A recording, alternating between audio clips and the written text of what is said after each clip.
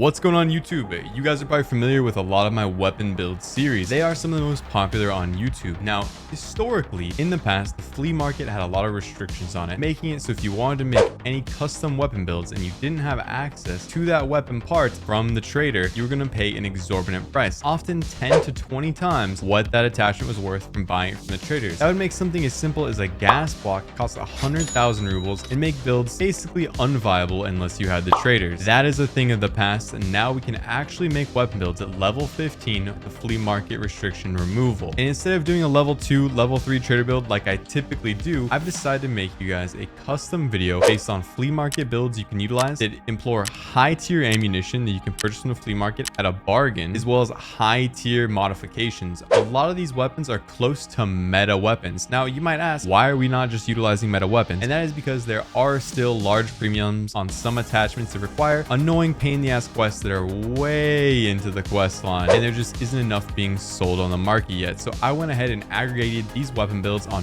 various encounters that you're going to have in Escape from Tarkov, as well as being able to purchase high tier ammunition for those weapon builds and making sure each attachment has a very large spread. That means it has a lot of volume. A lot of these attachments are being sold so that when you guys go ahead and build all these weapons, you're not going to flood the market and suddenly the build's going to cost 1,000,000 rubles. Now, if this does get like 100,000 views, you might run into some issues, and I'll probably offer some substitute options on some attachments that aren't being sold in high volume here. Without further ado, let's hop into this. And if this video is helpful to you at all, make sure to smash the dislike button and tell me to kill myself in the comments down below.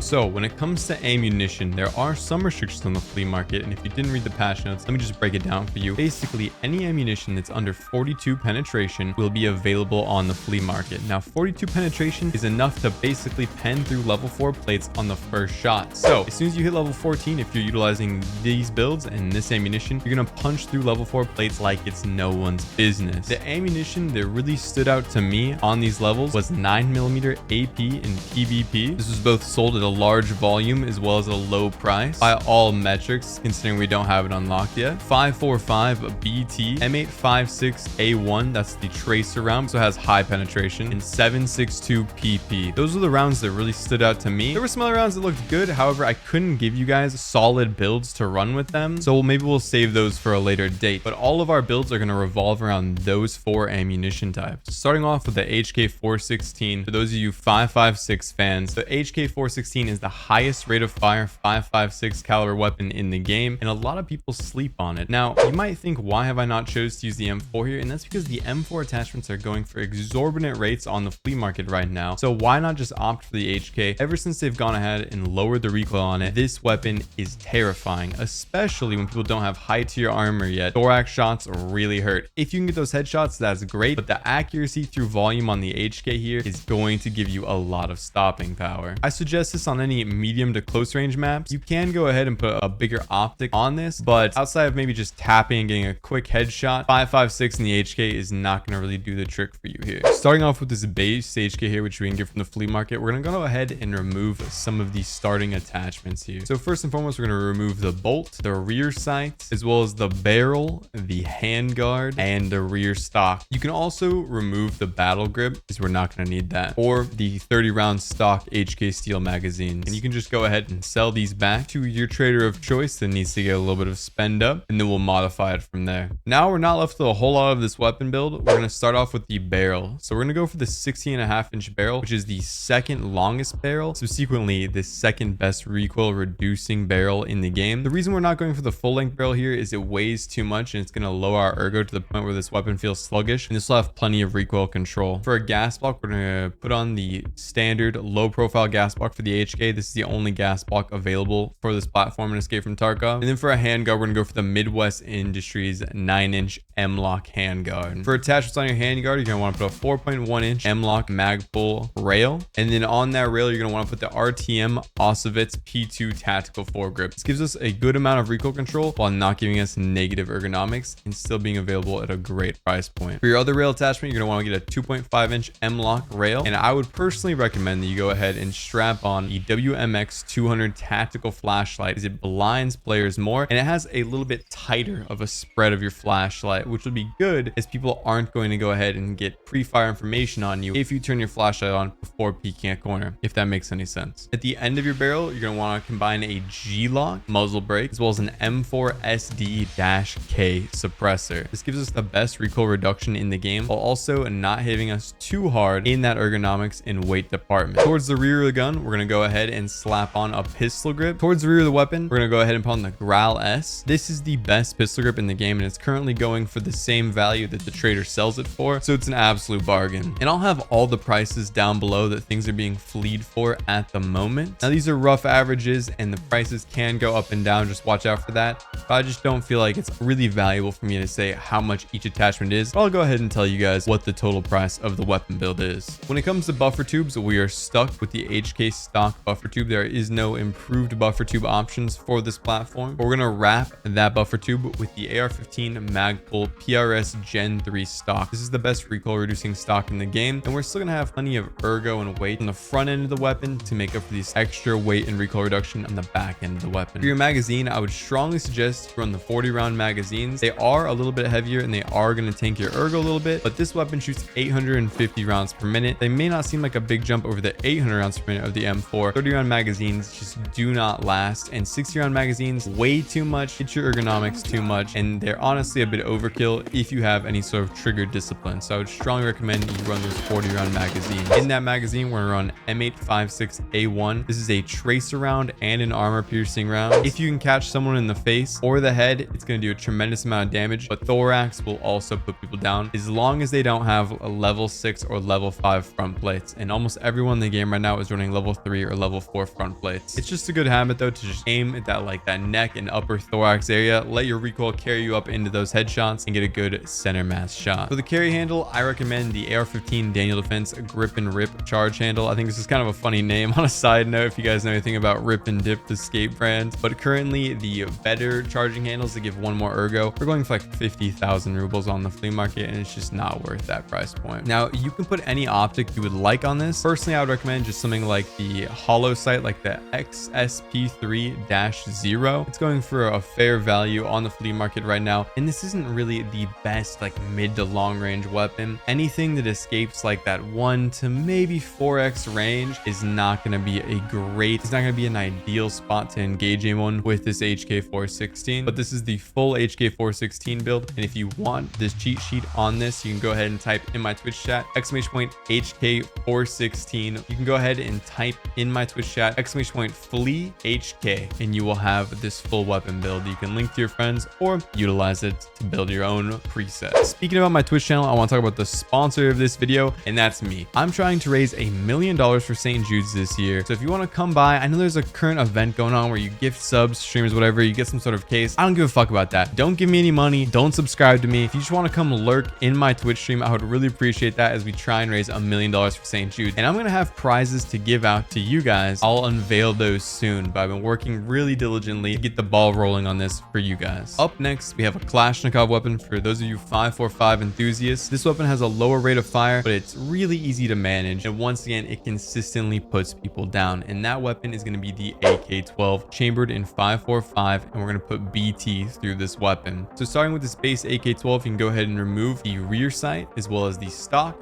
the pistol grip, the muzzle brake, and that's it. This weapon's relatively easy to modify. We'll just go ahead and get right into it. So for a foregrip, we're once again gonna go with the RTM Osavets P2 Tactical Foregrip. Just a great recoil reduction foregrip at a great price point that doesn't hurt our ergonomics. With the muzzle, we have two options. You either have the OEM muzzle brake that came with it. If you want to run it loud, you're gonna have higher ergonomics, lower weight at the trade-off of a little bit more recoil and obviously being loud with muzzle flash, or you can choose to go for the AK-12 545 sound suppressor. In my opinion, the sound suppressor is really worth the price tag here. Namely, just get rid of the muzzle flash, and we're gonna make up for all that ergonomic hit at the tail end of the weapon. If you choose to run this loud and proud, that's awesome. I like to do that sometimes. We're just gonna change what stock we utilize at the back of the weapon, and I'll tell you guys about that in just a second. So when it comes to running this weapon loud and proud, you can go ahead and put the AR-15 Magpul PRS Gen 3 stock to gain a little bit more recoil control on the back end, and this will feel really nice in close quarters. Once again, you're gonna have the downside of being loud and having a lot of muzzle flash. However, you're not going to index your weapon on any walls or anything like that, and it'll swing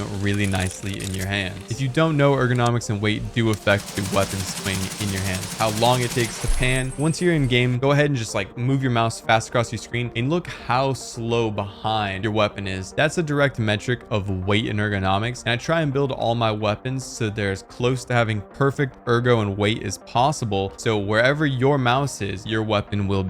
That's just a little bit of a bonus tip though. But anyways, if you are going to choose to run this quiet, then I would recommend you guys go ahead and utilize the Daniel Defense Enhanced collapsible buttstock with the 20mm butt pad. This has a great blend of ergonomics and recoil control. It's really going to make up for the weight and ergonomics hit we had at the front end of the weapon. For a pistol grip, we're going to slap on the AK Magpul MOE pistol grip. This is the second best pistol grip in the game, but at the time of recording this, the AK Customs grip, it gives 2 more ergonomics, is going for about 3 times the value of this MOE. So I'm just saving you guys some money when it comes to the grip here. For the magazine, you're going to be using the standard magazine that came with the weapon. It has the best statistics. You can choose to run 45 round magazines in the AK-12. I personally feel like the 30s feel just fine, but that'll come down to personal preference. Maybe if you're running it loud on somewhere like Customs, you'll want to use those 45 rounders, or if you're running it suppressed somewhere else, maybe like Reserve, you might want to run those 30 rounders just to once again lean into the ergonomics and weight based on whatever muzzle device you put on this weapon. For an optic, you can go ahead and just put on a holographic sight, or if you want to use this more in the medium range, because this will shine in the medium to long range better than the HK, you can put on something like the Elkin Spectre, which is once again going for a great price point. It has a 1x and a 4x game mode. Talking about optics, I'll be doing a new settings and keybinds video because I know a lot of you guys are interested in the new variable zoom optics, and there's been some changes to the settings so I can go ahead and get you guys a little bit more frames and escape from Tarkov while not having to upgrade your computer whatsoever. So stay tuned for that. Maybe consider subscribing. Lastly, if you want this AK-12 cheat sheet, just go ahead and type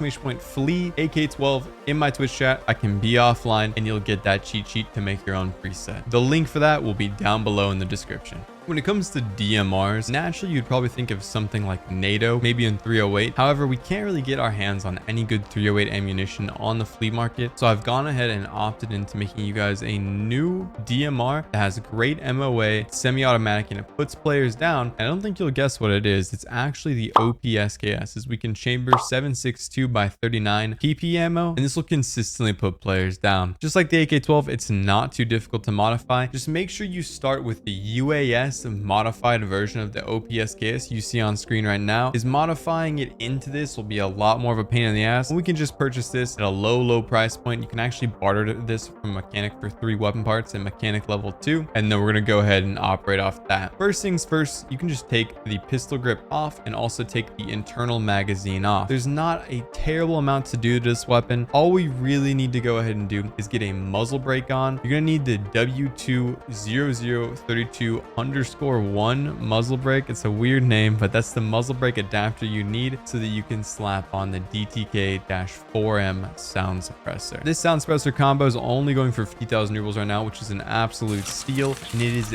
dead quiet. People are not going to be able to hear you from more than 30, maybe 40 meters away. For a pistol grip, we're once again going to be going for the AK Magpul MOE pistol grip. Just a great value, high ergonomic option. We did take out the internal magazine, and I would recommend that you guys put the 35 round magazines in. You can use the 20 round magazines, and with a little bit of trigger discipline, this is a semi-automatic rifle after all, you will be fine. The only reason I recommend the 35 round magazines on this is if you do end up in one of those situations where maybe you have 2 targets in front of you, 3 targets in front of you, they're moving, you know, parallel to you, or not parallel, but perpendicular to you, and you may whiff in some shots. The reload animation on the SKS is extremely long and extremely punishing. If you go through the full 20 rounds in the round in the chamber, you're going to be stuck reloading for several seconds, and there's a good chance you're going to die. The 35 round magazines don't add much weight, they don't pen, they don't push the ergonomics down too much, so I'd recommend you do that just to avoid that possible downside that might get you killed. Inside the magazine, obviously we talked about it, but we're going to be running the 7.62 by 39 PP ammunition, which will punch through level 4 plates with no problem. For a flashlight, I would once again recommend the WMX 200 flashlight for that tight spread and also the extra blinding effect. We're going to utilize the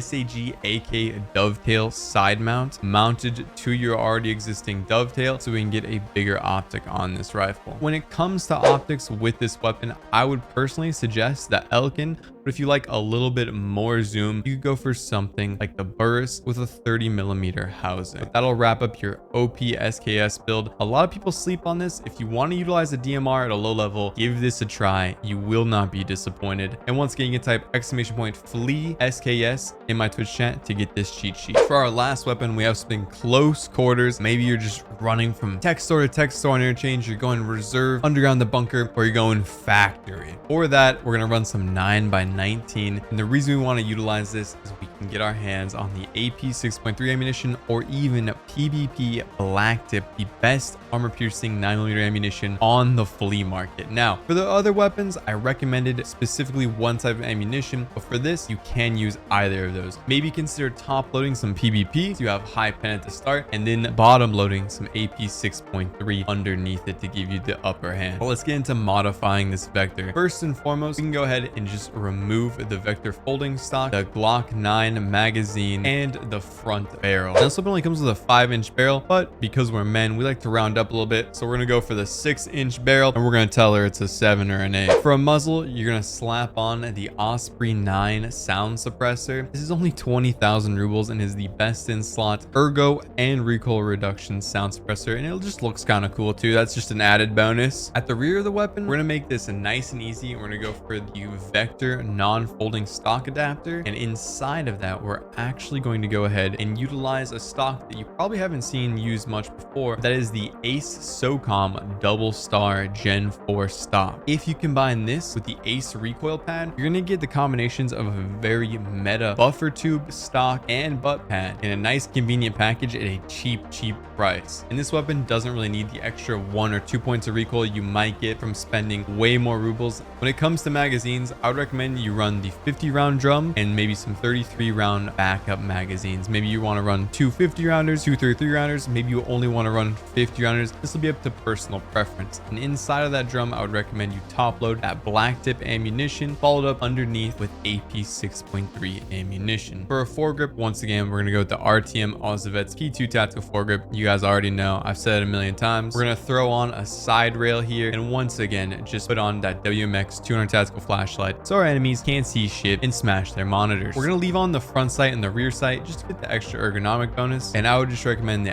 XPS3-0 holographic sight for your optic of choice. But that rounds out the vector 9mm. If you want this weapon build, you can type !Flea vector in my Twitch chat, and that preset will pop up for you. But thank you guys for making it to the end of the video. If you guys want to see any new videos in general, I'm kind of just changing my style of videos. We'll still be doing some guide style content. I would like to hear any style of videos that you guys would like to see. Let me know down below, and I'll see you guys all in the live stream on the Discord. The links will be in the description. If you haven't already checked out my settings guide, go check that out. That'll be on screen right now. That'll give you a nice tactical advantage, and I'll see you guys all in Discord and on the live stream. Peace out, guys.